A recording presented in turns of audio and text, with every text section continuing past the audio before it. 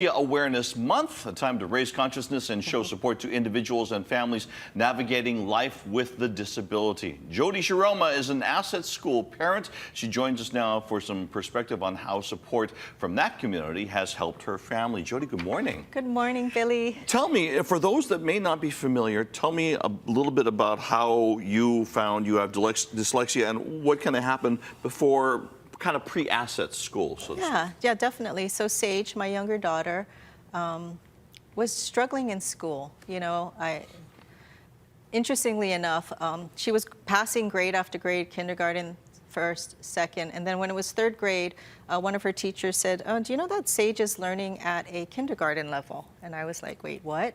You know, how is she getting by?"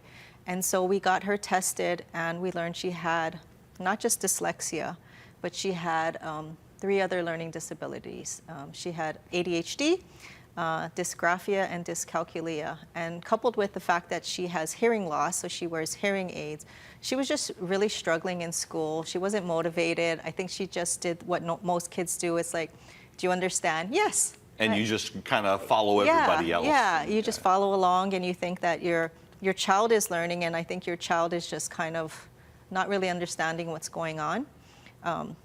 So it was, one, sad to hear, but also frustrating and worrisome. You know, as a parent, like especially, you want the best for your kids, and education is so important. And from third grade on, I mean, they're really learning to become who they are as adults, right? You found Asset School. How did Asset School help in this journey? I love assets. You know, and obviously I'm here talking about assets. So I found it because a friend of mine actually told me about assets. And I had heard about it indirectly and stuff, but I wasn't really incredibly familiar.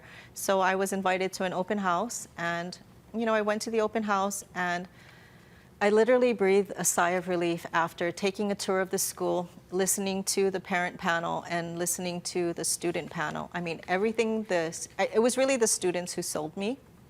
Everything they were experiencing, Sage was experiencing. You found out you're not alone. Sage found out she's not alone. And so connections were made there. Yeah, and so I was like, this is our place. We have to get in. Okay. I know that Assets has an exciting event coming up real quickly here. It's the Free STEM Roundtable. Yes. Hosted by the robotics team. Tell me a little bit about that. So that is happening this Friday. If you're familiar, Assets does incredibly well in robotics. Team Waffles, go Team Waffles. Yay. And the event is this Friday from 5 to 7.